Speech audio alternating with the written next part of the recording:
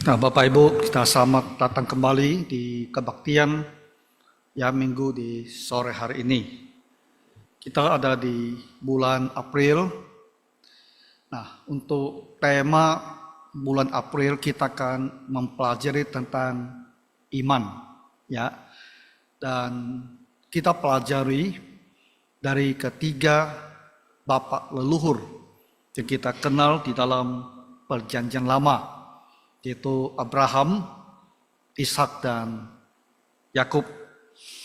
Bulan April ini, minggu yang ketiga itu adalah minggu Paskah. Ya, jadi dari jam 6 pagi kita ada kebaktian Paskah di tepi pantai. Dilanjutkan jam 10.30 minggu Paskah dengan upacara baptisan. Jadi kebaktian sorenya itu diadakan. Jadi kita undang semua jemaat bisa hadir di dalam kebaktian di pagi harinya. Dengan demikian bulan April kita hanya ada 3 minggu ya untuk kebaktian sore. Jadi kita pilih ya 3 bapak leluhur untuk belajar dari iman mereka.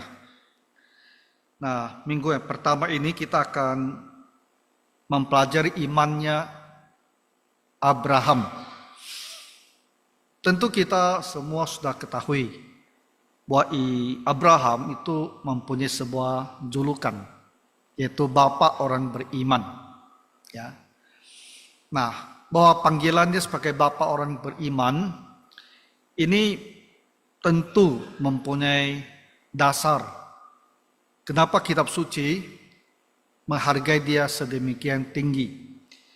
Karena dalam kehidupan Abraham ini berulang-ulang kali dia menunjukkan bahwa dia adalah seorang yang beriman. Dia percaya kepada Tuhan. Sehingga dia berani di dalam kehidupannya di dunia ini, dia sepenuhnya bersandar kepada Tuhan. Dalam kitab Ibrani pasal 11, di situ dibahas sejumlah tokoh-tokoh yang disebut sebagai mereka yang beriman. Nah, untuk Abraham, secara khusus pembahasan tentang Abraham itu disebut sampai 5 peristiwa yang menunjukkan bahwa dia adalah seorang yang beriman. Yang pertama itu adalah ketika dia dipanggil ya untuk meninggalkan kampung halamannya Ul-Kasdim, jadi Mesopotamia, atau masa kita sekarang itu di negara Irak. Nah, Mesopotamia, kota Ur-Kasdim itu hanya kota Ur miliknya orang-orang Kasdim. Nah, ini sebuah kota yang maju. Ketika Tuhan minta supaya dia tinggalkan kota tersebut, maka dia berangkat tanpa mengetahui kemana Tuhan Allah akan memimpin dia. Tapi dia tahu Tuhan akan pimpin. Dan ke tempat di mana Tuhan pimpin, itu pasti tempat yang baik. Maka firman Tuhan bilang, ketika ia dipanggil, ia berangkat. Nah, itu hal pertama yang dikisahkan tentang iman Abraham. Kedua, kita juga melihat bahwa ketika dia telah sampai di tanah Kanaan, itu negeri asing. Di situ dia tidak mempunyai ladang, tidak mempunyai hak atas apapun, karena ini negeri orang lain.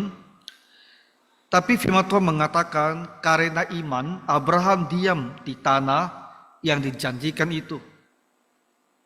Seolah-olah di suatu tanah asing.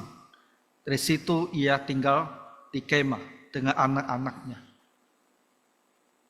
Tanah itu belum dia miliki. Tuhan janjikan kepadanya. Dan dia bersedia ya menetap di tanah Kanaan bersama dengan keluarganya. Hal yang ketiga ada ketika di usia tua. Dan dia belum mempunyai keturunan. Tuhan datang bahwa dia akan diberikan keturunan yang sedemikian banyaknya. Seperti pasir di tepi laut ya, dan bintang di langit. Abraham mendapatkan anak itu di usia 100 tahun. Dalam kondisi yang hampir tak bisa mempunyai anak, karena istrinya tentu juga sudah berusia tinggi. Tapi ketika Tuhan berjanji, dia diberikan anak, dia percaya. Dan itulah juga disebut sebagai bukti daripada imannya. Ya, karena iman, ia dan Sarah beroleh kekuatan untuk menurunkan anak cucu. Dan keempat, di negeri Kanaan ini, sampai matinya, dia tidak memperoleh negeri tersebut. Dan firman Tuhan mengatakan, dia tidak memilih untuk kembali ke Ur Kasdim. Jadi walaupun dia belum menerima, dia tetap percaya Tuhan akan memberikan. Bahkan sampai dia mati, dia tetap tinggal di negeri Kanaan ini. Nah, jadi ini ada 4 hal yang disebut terlebih dahulu tentang bukti-bukti daripada imannya Abraham. Nah, untuk sore hari ini kita mau lihat satu lagi yang terakhir. Ini berbicara banyak ya tentang bagaimana Abraham percaya kepada apa yang Tuhan telah katakan kepadanya. Dan ini berhubungan dengan anaknya Ishak yang Tuhan minta supaya dipersembahkan. Ya, kita lihat dulu tentang anak ini Ishak. Ishak diperoleh tidak dengan gampang.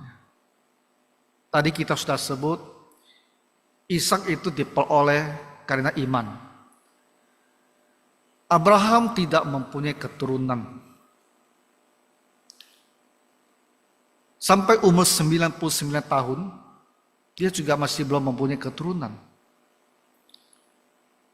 Di usia 99, itulah waktunya malaikat datang dan berkata kepada Sarah bahwa dia akan melahirkan tahun depan. Tapi sebelumnya Tuhan Allah telah berjanji kepada Abraham bahwa dia akan mempunyai keturunan. Nah, jadi kita lihat anak ini diperoleh tidak dengan gampang. Itu melalui imannya yang percaya apa yang Tuhan katakan itu pasti terjadi. Dan Tuhan memang membuktikan apa yang dia katakan akan dia berikan. Di usia 100 tahun dia mendapatkan Ishak. Dan inilah yang akan menjadi anak yang akan mewarisi. Inilah anak yang akan Tuhan berkati. Tapi dan pasti di luar dugaan Abraham sama sekali, tiba-tiba Tuhan datang ya dengan satu perintah. Ya, supaya anak ini harus dipersembahkan kepadanya. Ini adalah permintaan yang luar biasa sulit untuk dipenuhi. Pertama, bukankah ini anak satu-satunya dia? Kalau anak ini dipersembahkan dan mati, dia tidak lagi mempunyai keturunan. Dan bagi Abraham telah hidup sampai 100 tahun dan mempunyai seorang anak adalah begitu sulit bagi dia untuk melepas anak yang diperoleh ini. Dan kedua tentu anak ini mau dipersembahkan. Ya, seperti mereka mempersembahkan kambing domba. Akan disembelih lalu akan dibakar. Tak ada orang tua yang akan sanggup ya melakukan hal ini. Mempersembahkan anaknya disembelih kemudian akan dibakar hidup-hidup. Itu hampir tidak mungkin bisa dilakukan. Maka kita melihat iman daripada Abraham. Dia percaya Allah itu baik.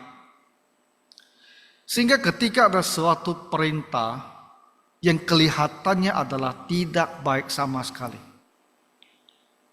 Nyata sekali terasa. Bagaimana bisa baik kalau anaknya itu harus dimatikan. Ya, bagaimana bisa baik kalau caranya itu harus dengan dipersembahkan. Bagaimanapun kita manusia melihat perintah ini, kita tak bisa melihat di mana baiknya. Tapi Abraham, dia tidak seperti kita. Dia percaya Allah itu maha baik, maha bijaksana, maha berkuasa. Apa yang dia perintahkan itu pasti baik. Maka kita kalau di kitab Kejadian, kita melihat dia memanggil seorang bujangnya, seorang pembantunya, dia bawa Ishak ini.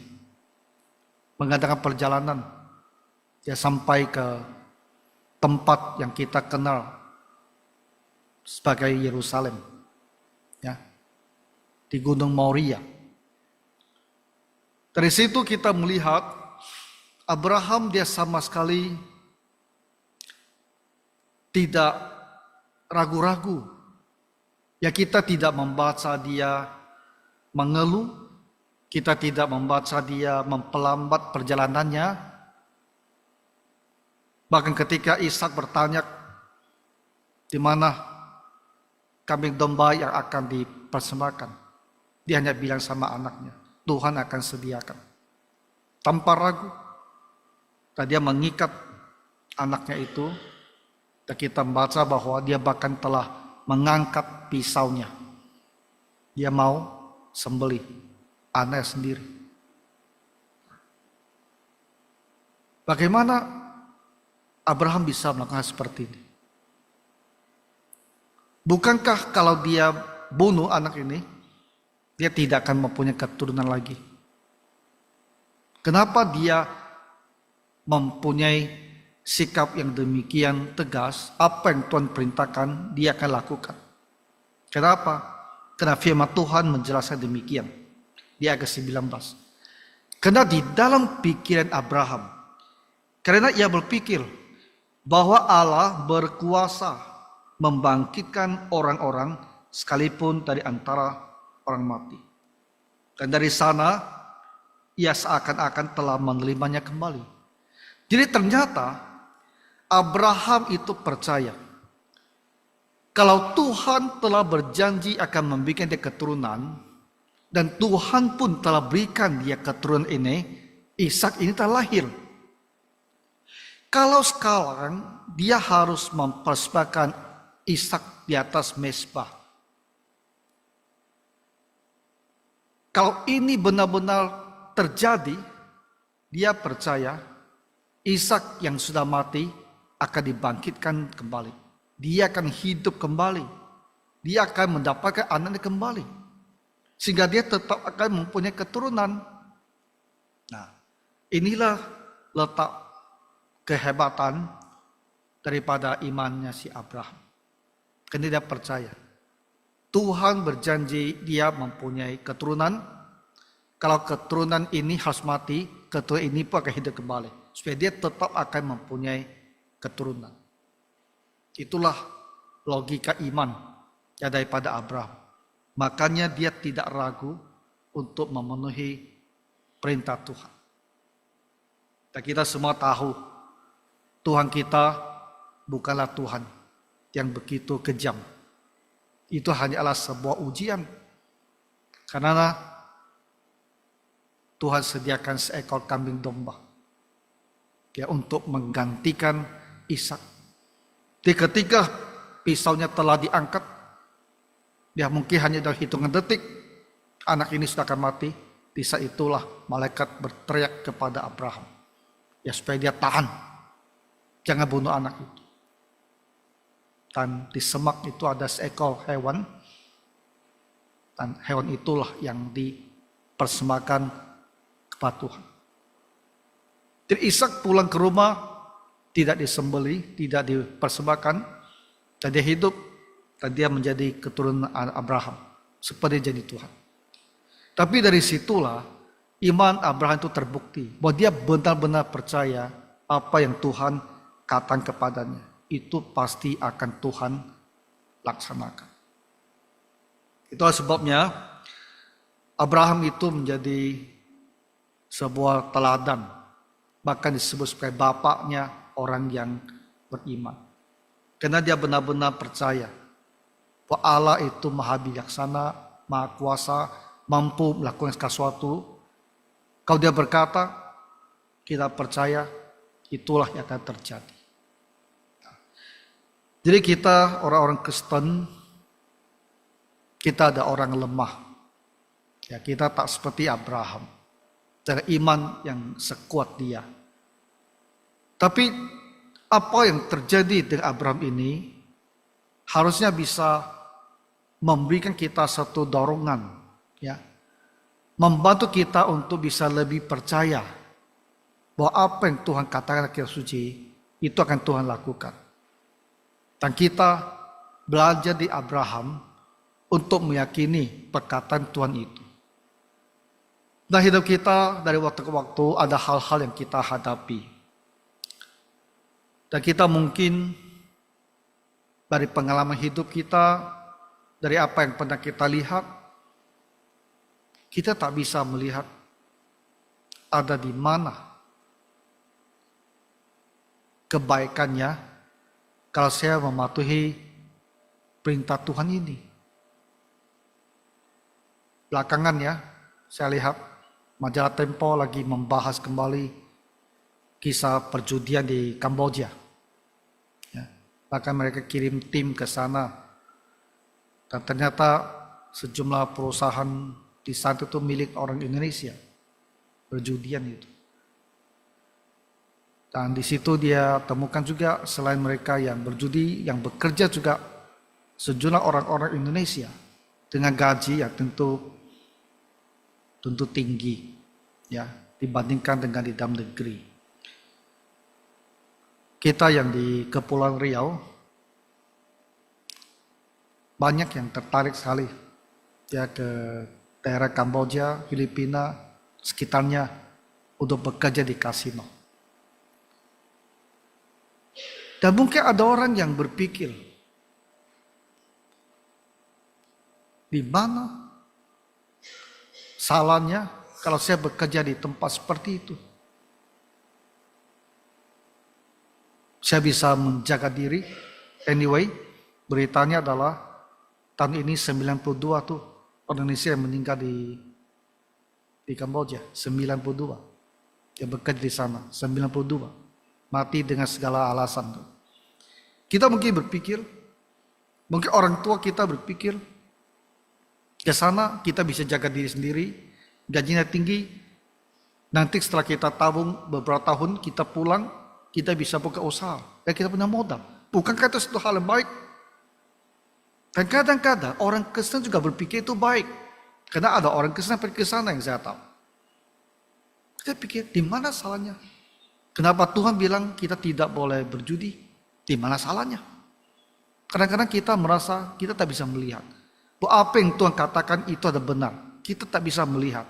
Kita merasa apa yang kita katakan itu lebih benar. Bapak Ibu, apa yang Tuhan katakan itu pasti lebih benar. Terlepas daripada kita bisa tidak melihatnya. Karena Allah ada maha bijaksana. Dia tahu sesuatu. Dia tahu sekarang ada di depan mata. Dia tahu juga semua akan terjadi di masa depan. Tapi makanya dari kita dituntut untuk beriman, untuk percaya bahwa apa yang Tuhan katakan itu pasti benar. Kita harus mau terima dan mau lakukan. Nah, itulah contohnya seperti imannya Abraham. Apa yang Tuhan katakan, dia percaya itu pasti benar dan dia patuhi. Dan Tuhan tak akan mengecewakan. Ishak tak sampai dibunuh. Ya, Tuhan hanya mau melihat apakah dia ini bisa lulus di dalam ujiannya. Nah, jadi kita semua orang Kristen harus selalu sadar ada ajaran firman Tuhan, ada pencobaan dari dunia. Disitulah kita harus bisa menunjukkan bahwa kita ada orang yang beriman. Dan mereka beriman pasti akan ditolong dan diberkati oleh Tuhan. Ya, kiranya Tuhan menolong kita semua. Mari kita berdoa. Bapa Surgawi, tambahkanlah kami iman. Karena kami lemah, tidak seperti Abraham yang kuat. Bantu kami Tuhan, di saat kami menghadapi ujian. Kami percaya bahwa perkataan-Mu adalah benar. Dan kami akan memilih untuk berbuat sesuai dengan firman-Mu. Biarlah Tuhan kami bertumbuh jadi orang benar-benar beriman kepada Tuhan. Berkatilah Bapa semua yang hadir dan kebaktian di sore hari ini. Ampuni semua kesalahan kami. Dalam nama Tuhan Yesus kami berdoa. Amin.